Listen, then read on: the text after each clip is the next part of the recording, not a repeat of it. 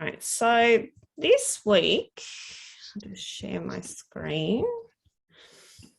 This week, our focus is actually looking at what they call the teaching and learning cycle, which is kind of a broad sort of framework for learning. It would be something that is, I suppose, a pedagogy that could be used in any sort of subject area.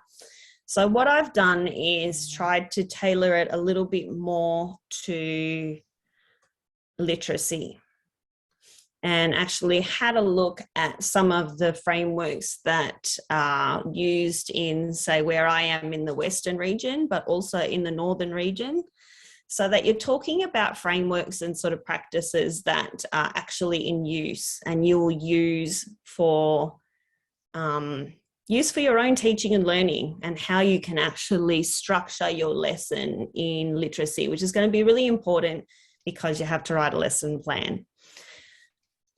Doesn't mean that you have to necessarily follow that structure, but it does give you an idea of how the lesson can look. And it is a pretty good one, actually, because it incorporates, I think, assessment well and reflection well. So let's have a look. I don't know why it's doing that.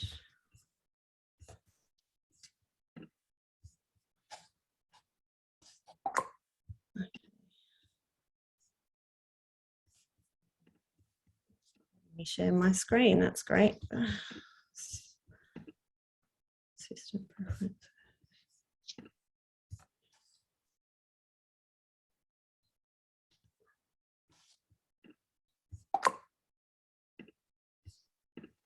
Oh, it's not letting me share my screen, guys. Oh, here we go. Okay, phew. Let's just put that over there for now.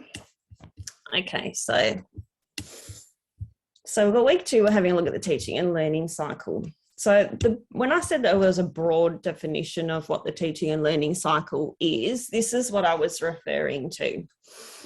So when we're thinking about teaching and the process we go through to plan lessons, we have to start off with assessment, move into plan, we do something, and then we review. So that it is this, sort of cyclical process of always reflecting on what you do as a teacher and reassessing the kids from where they're at, so that you're able to plan lessons that are catering to their need.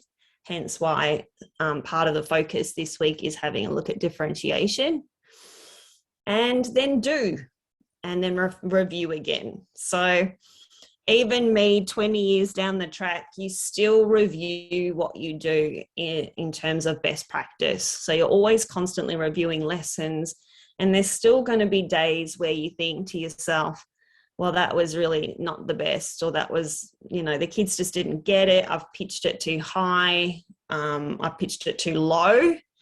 And maybe there were some kids really struggling, and you're just constantly reviewing what you do, which is sometimes why it's hard to plan too far into the future, because you are always considering new things and looking where the kids are at and readjusting and being flexible with what you've planned.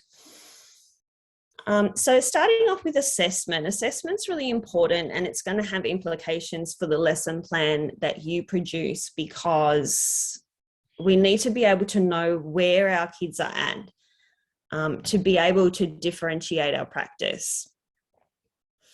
So assessment doesn't have to always be huge things. So maybe when you're considering your lesson plan, you might be thinking to yourself, do I need to do some sort of huge assessment here? Do I need to connect to something like a Fontys and Pinnell, or a PM benchmark, or a probe, or some sort of, diagnostic standardized reading test? And a lot of instances you will, because that's where you're going to be getting your data from. So everything we do in literacy is always data driven. And when we have a look at analysing assessment, we always think to ourselves as teachers, well, what's the quality of the data it's giving us? What is it going to be able to tell me to be able to drive my teaching?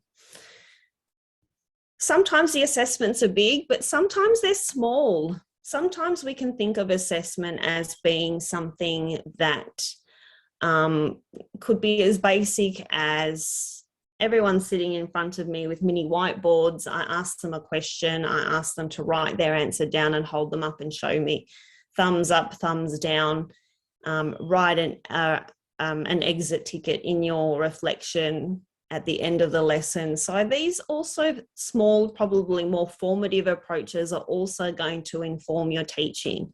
So when we talk about assessment, it does mean those big ticket items like those diagnostic testing where we draw information from, but it's also all of these little incidental things that you're going to do to find out where the kids are at. So it's a mixture of both. So once we've done, yeah. Sorry, Rachel, I just have a question. Yeah, absolutely.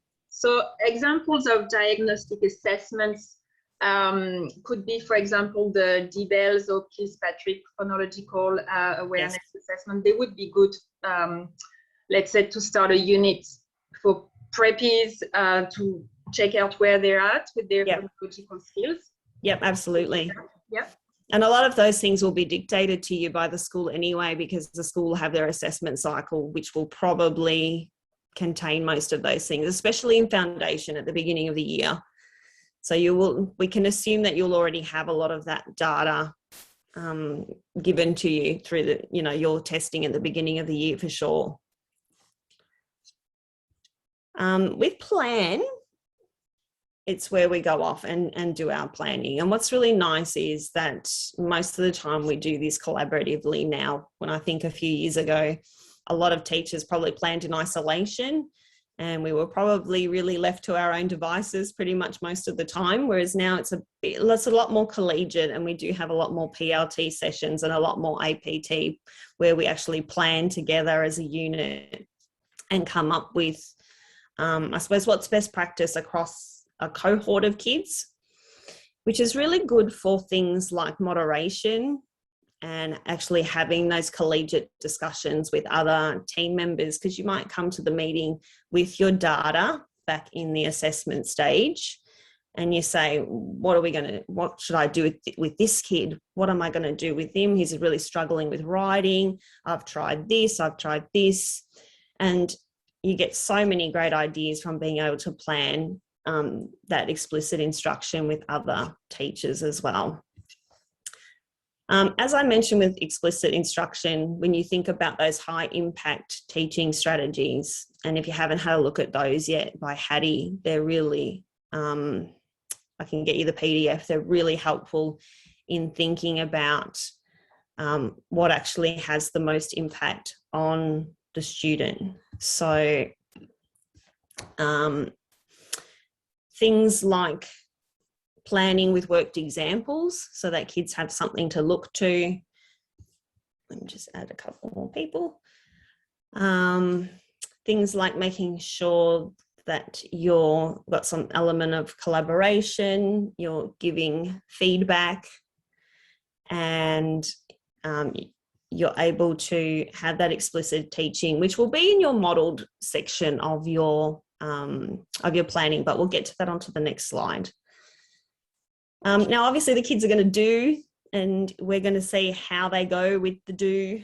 There's going to be various amongst how much you want the kids to be able to do themselves, and obviously going through that gradual release model. Just going to move my chat box over.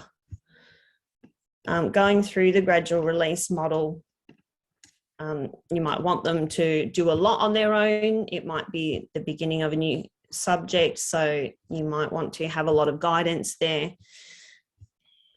What's important with the do is that you always stick to your same focus.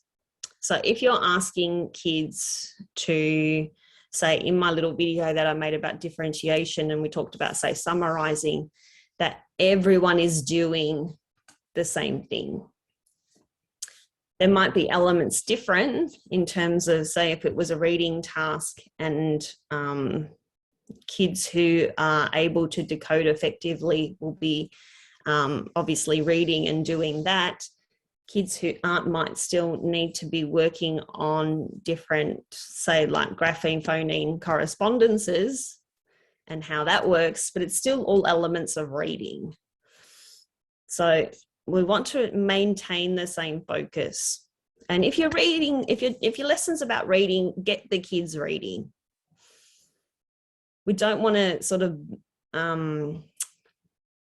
have an introduction to reading and then we get the kids to write for the whole rest of the hour.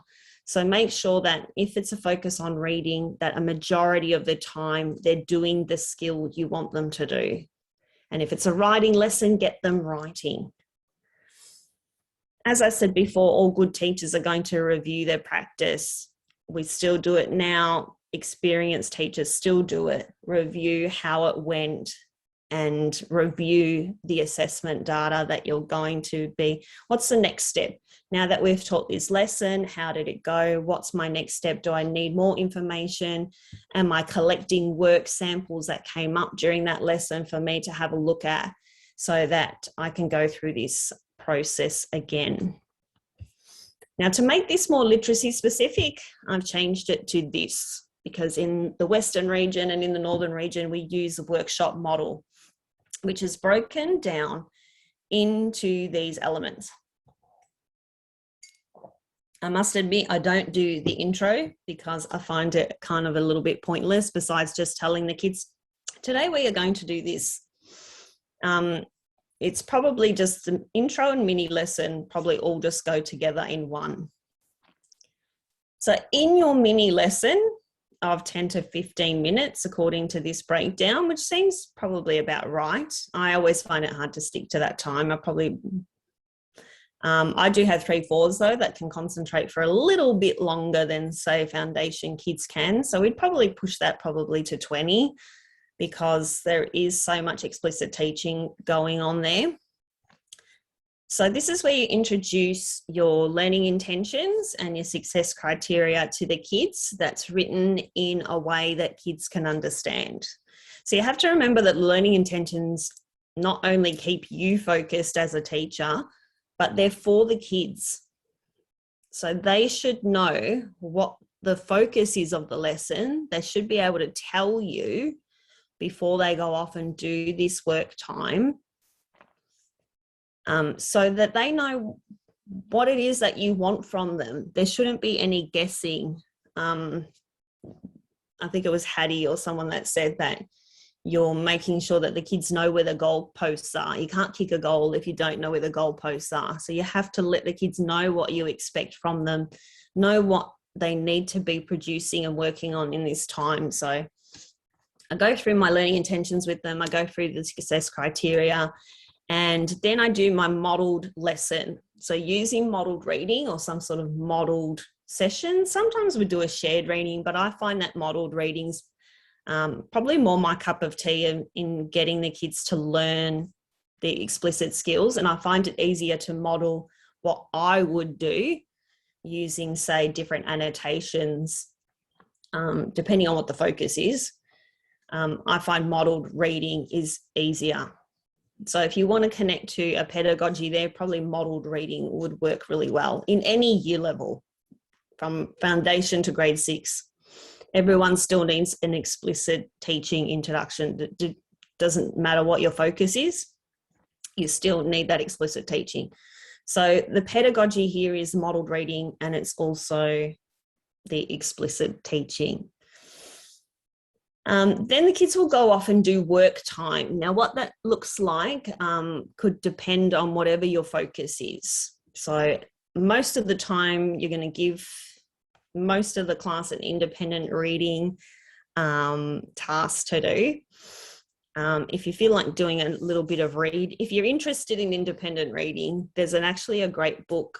I have to get the name of it for you. It's called I think it's called Don't Do Independent Reading Without a Focus or something like that. But they talk about the fact that it's not just silent reading. It's not just reading to yourself.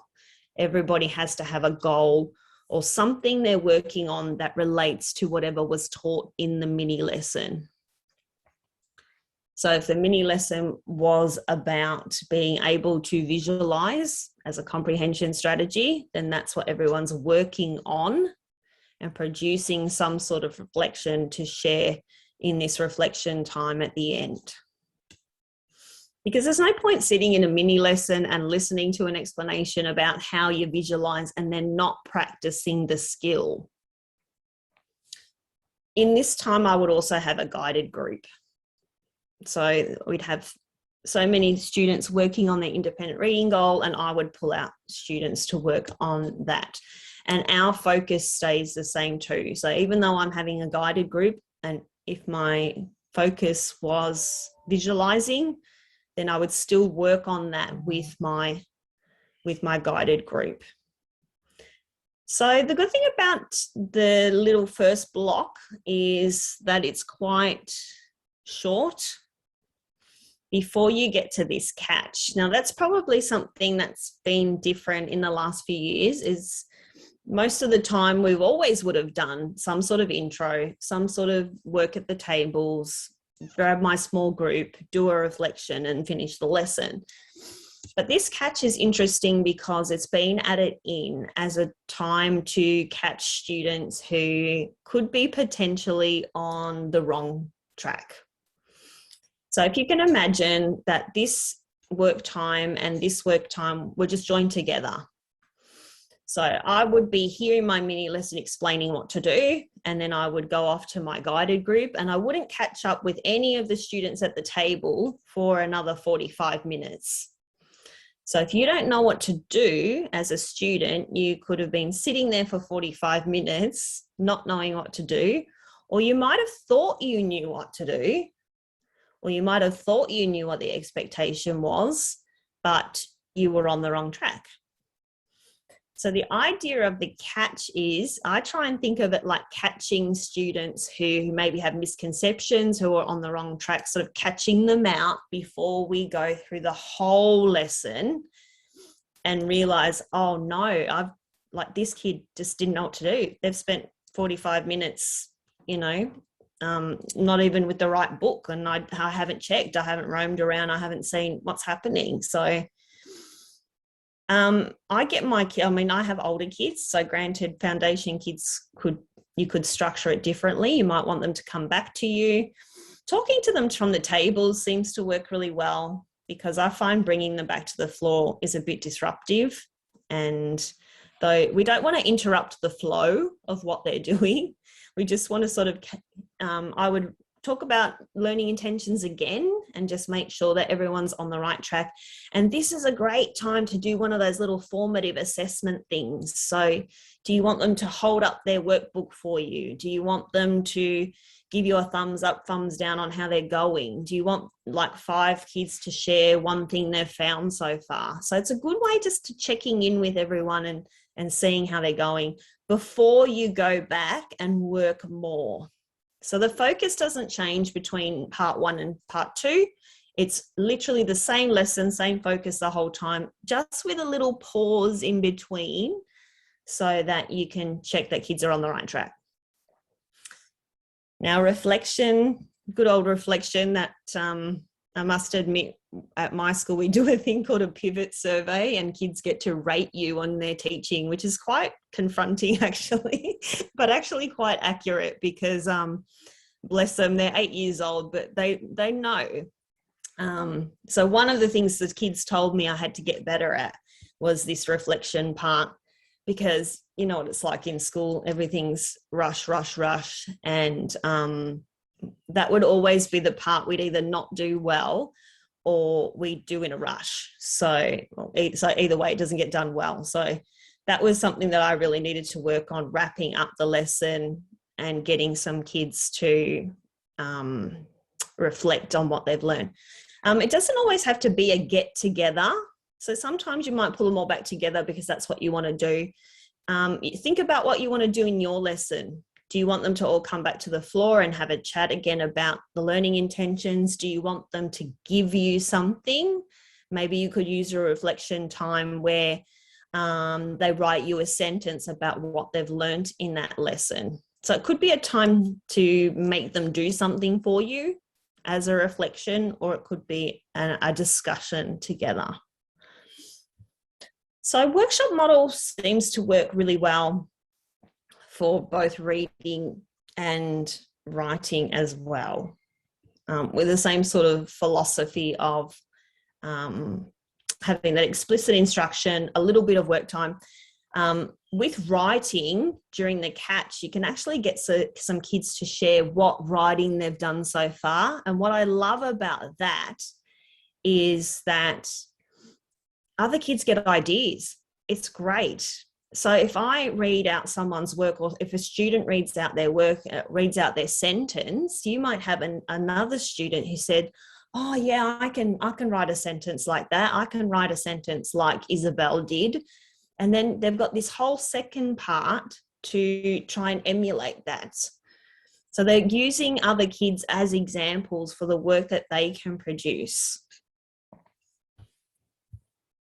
So that's the workshop model. Things I like about it. So why the workshop model is that we really try and maximize that student time. So there's a lot of academic theory based around that. The person who's talking, which is probably not great for me, so I should probably stop talking soon. The person who's doing the talking is doing the learning. So the more we have kids sitting around listening, the less learning they're doing. So they need to be doing. So the idea of this workshop model is to maximize student time actually doing the task. You've got that explicit teaching in the mini lesson where you introduce and you show kids how you would do the task. You can use the catch for assessment, which I mentioned. You can reconnect with the goals and the focus of the lesson during the catch. You can re-engage students by having that pause. And it also links well to gradual release because you're having that explicit instruction early on, and then you're letting them practice the task in an either guided or individual way. Now, we have this text that's been linked to this subject. I have access to it from my library at Swinburne. So I can get any PDF copies of this text. It's actually quite a good one by Winch, just talking about all of the different elements of literacy. So I've attached for you chapters 1 and 2 of the text, just because the first chapter talks about literacy as a whole and all of the elements. They often use the term balanced literacy because they want, our heads can shake and we think about all of the different elements of literacy. Reading, we think it's just reading and writing, but within that, there's so much to consider. With the little ones, we're teaching them actually how to read, how to decode. We also need to think about comprehension, language structures, grammar, spelling, writing. And writing is not just writing either. We've got the mechanics of writing that we're trying to teach them, actually how to write, but then also what to write and the actual creative process of writing. So the first chapter talks a lot about just how there is a lot to consider and how teachers need to, they call it a balanced approach where we're making sure that everything is touched on and we're not favouring one area and neglecting other areas in our planning.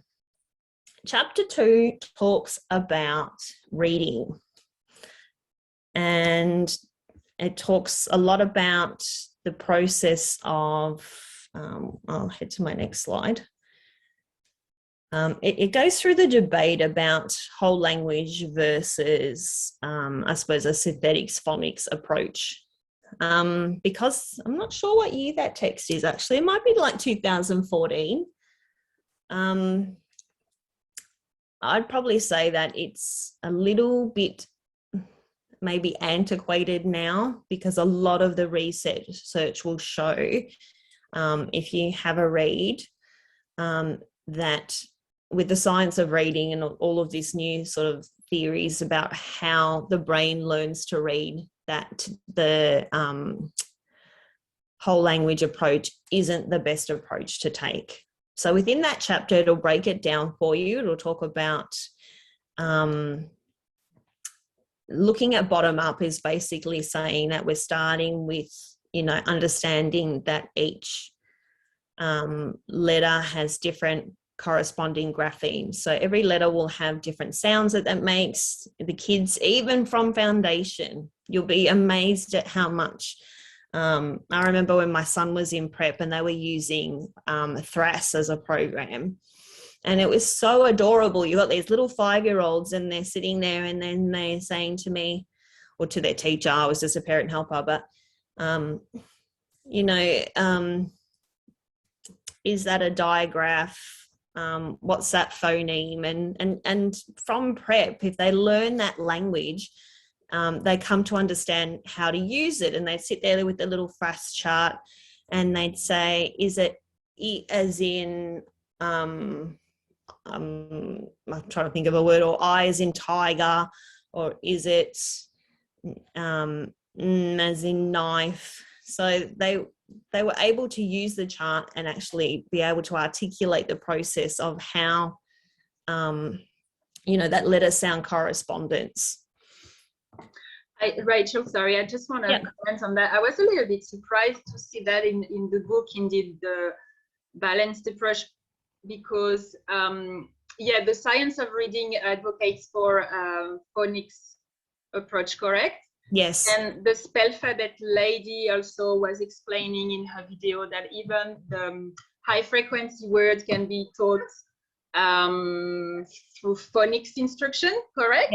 Yeah. So teaching straight away the digraph, as in that, for example.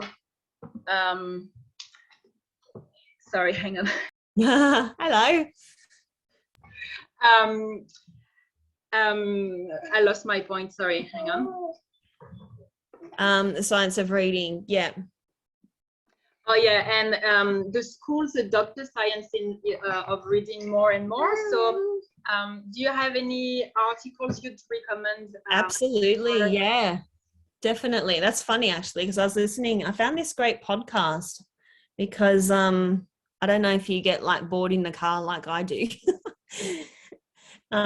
There's a great science of reading podcast. It's actually called The Science of Reading, but I'll share more resources. I know that Louisa Moats, as an academic, is very strong in the science of reading.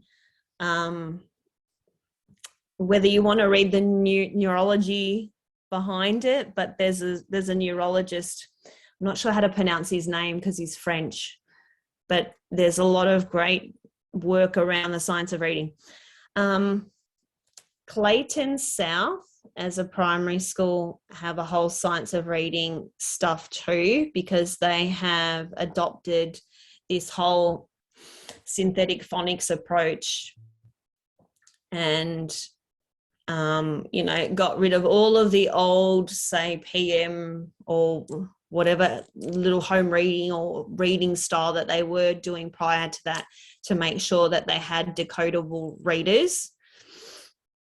So the decodable readers are great. A friend of mine's a literacy leader at Greenvale Primary School, and they've adopted an approach called Little Learners Love Literacy, which is a synthetic phonics-based approach, and using it's very structured, not in terms of the way the teachers need to structure their lessons, but just in terms of which sounds get introduced when, and really getting rid of that element of guessing. So trying to get rid of those, the science of reading is a big push of getting rid of those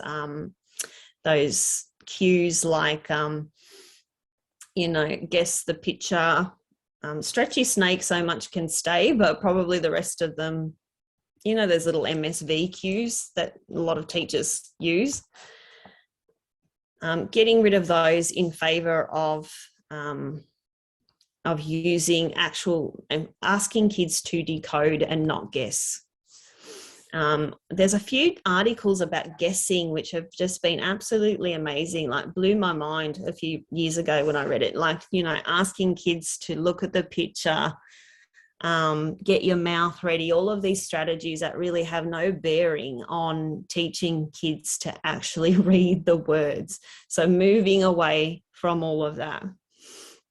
And, you know, I can say myself, because when my daughter was in grade 1, I know, more in prep actually, and I'd be looking at these readers that are coming home, and it would be things like, so we've got the repetitive text, so things like, I like trains, I like ice cream, I like caterpillars, in this book, level 1 book. She can't decode the word caterpillar, for example. So what do? It's got a picture of a caterpillar there, and it's got the repetitive words of, once I know I like, I can memorize that and say that for every single page. So I've got 10 pages of I like and a word she didn't know and a word she couldn't understand or decode.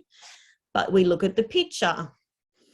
So it was, I like, I don't know what this word is. I haven't even tried to decode it, but there's a picture of a caterpillar there, so it must say caterpillar.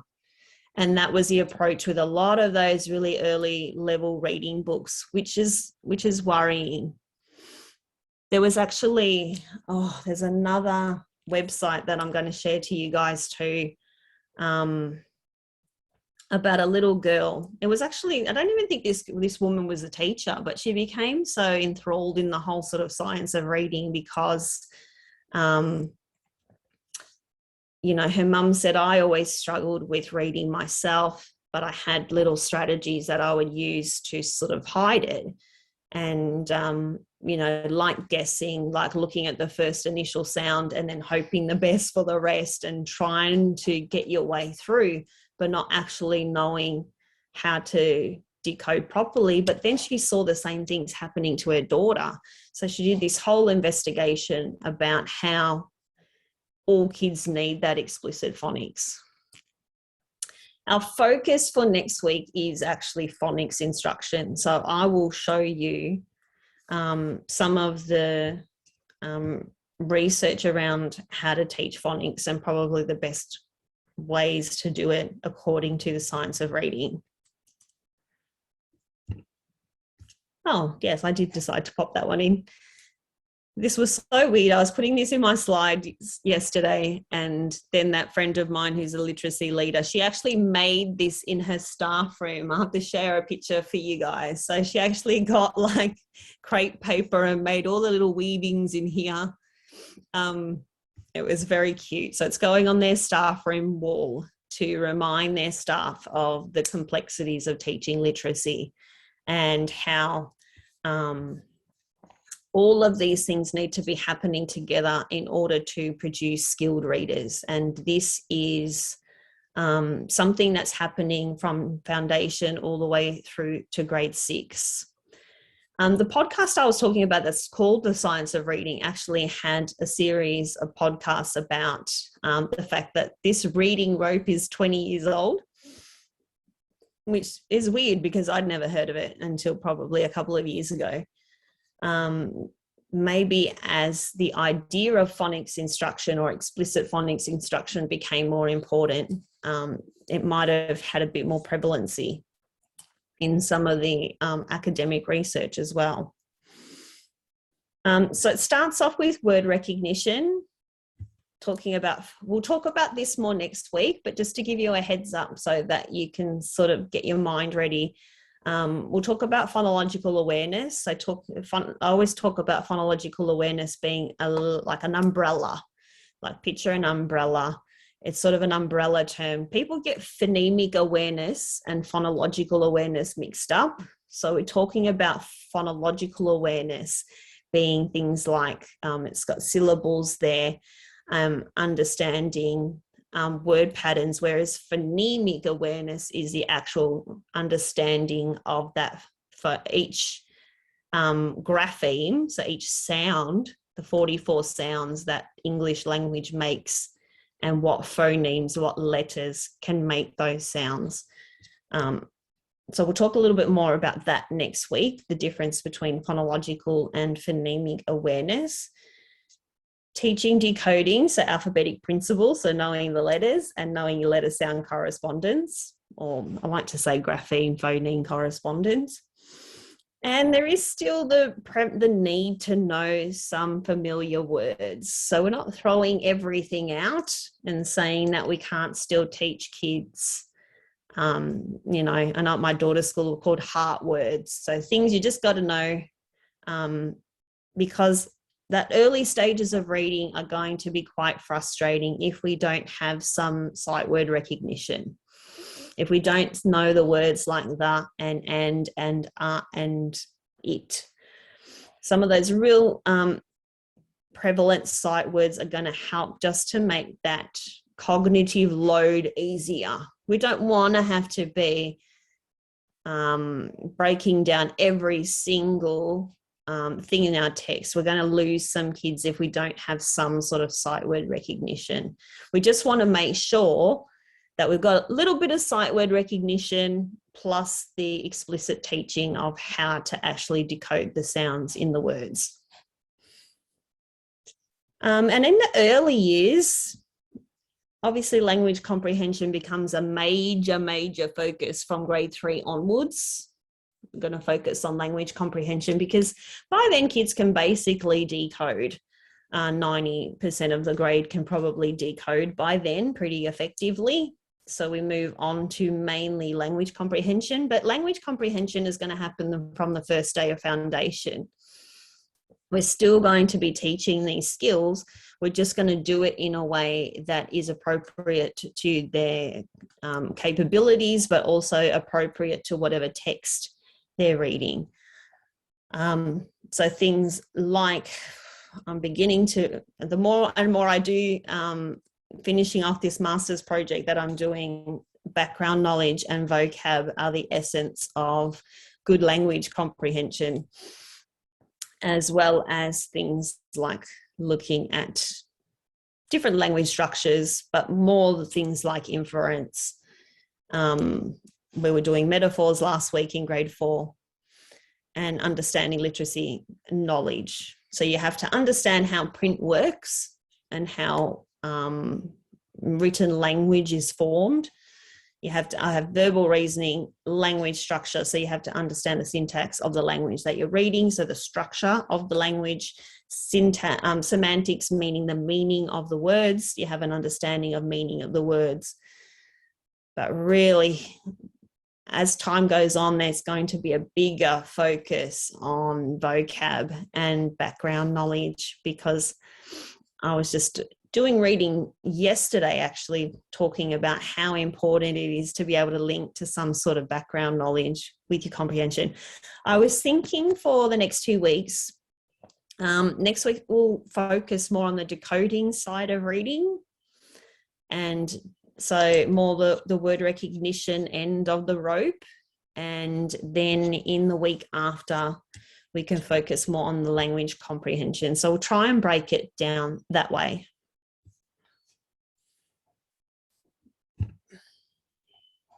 All right, I made a little video about differentiation. I don't know if you've had a chance to watch it yet, but it steps you through, it was a little lesson plan that I just made up for you. So it was talking about summarizing. I've had a go at putting some learning intentions in there and some success criteria, as well as talking about different elements of differentiation. So not just things like making sure we're catering to the kids who need extra support, the kids who need to be academically challenged, but there's also other things you can do to differentiate your practice. It might be the way you're presenting. It might be the extra time that you give particular kids. It could be things like flexible groupings. How you structure the lesson could be different for some kids. So there's the academic levels that need to be catered for, but there's, differentiation is quite a broad term. So that one is there for you to watch as well. Have people had a go of choosing a content descriptor for their lesson? I should get my little chat box up, shouldn't I?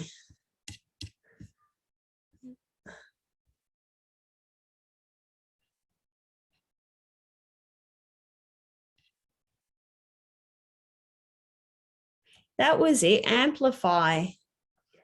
Thanks, Jennifer. I'll share the link. It's just really good stuff and easy to listen to. And I find when I'm listening to the podcast, like you can just be doing the dishes or you can be doing other things, but because you're listening, you go, oh, you know, and you're taking in the messages as well.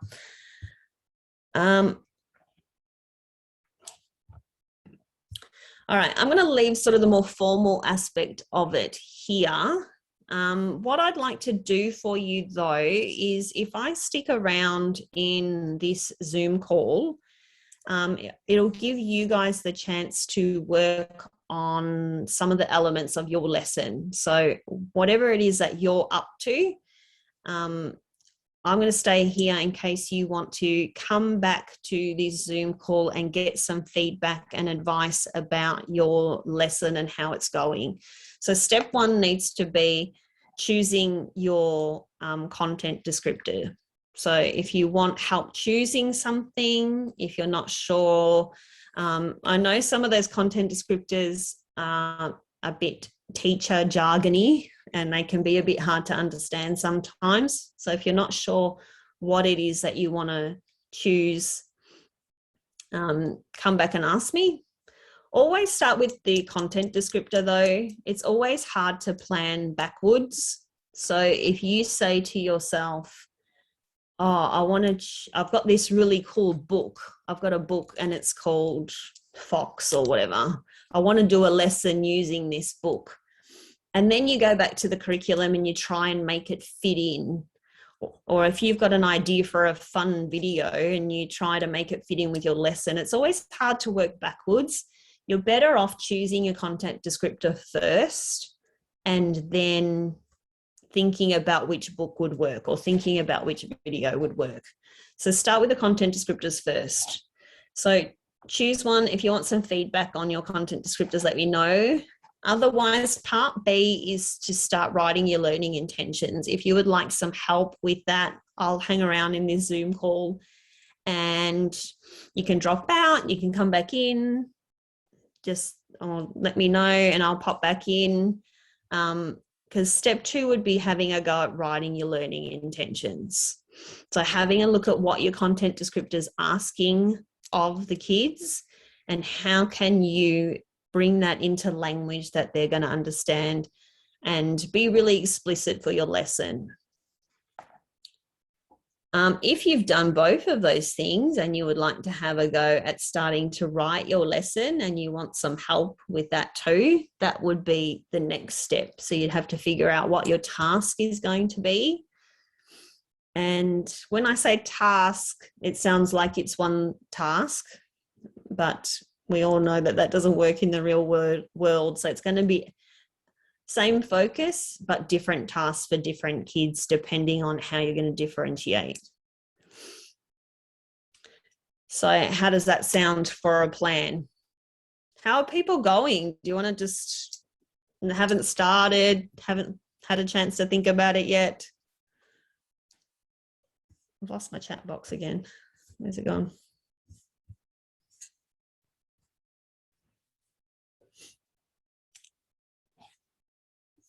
All right, so if you haven't had a chance to watch the differentiation video yet, then that can be helpful. If you want that little lesson plan thing, I can save that to our week 2.